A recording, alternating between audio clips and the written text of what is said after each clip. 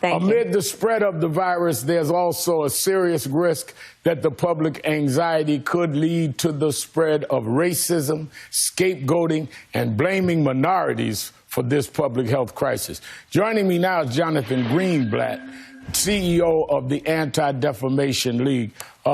Mr. Greenblatt, I was reading an article that you were quoted in the New York Times that even in all of this anxiety, there are those that are using this to scapegoat people based on race, to say some of the ugliest things. And I thought that this is something that we need to really put out front so people understand that this is not an Asian or Chinese disease, or this is not something to use against any group of people, but that we're all in this together and we need to denounce those that would come with this ugliness.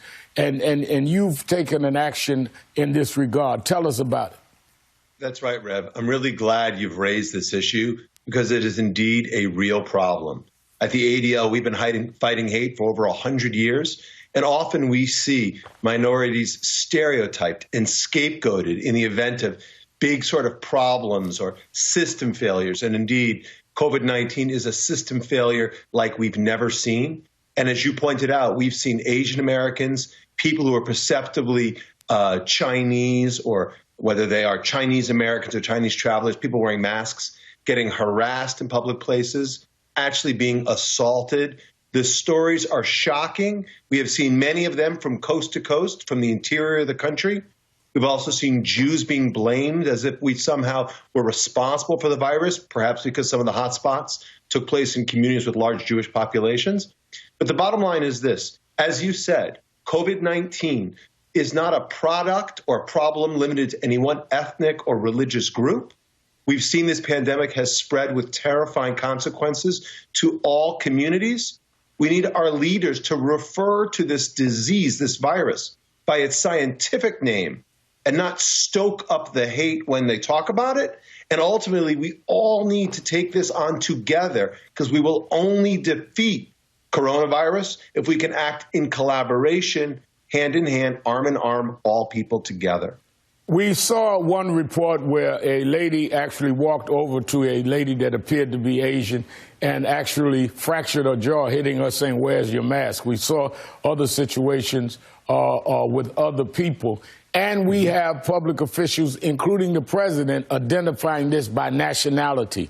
None of this is not only not helpful, it's despicable, because we are seeing this virus all over the world. Every continent of the country, this is not owned by any particular nationality or race or religion at this point. And we all have to come together and fight it together.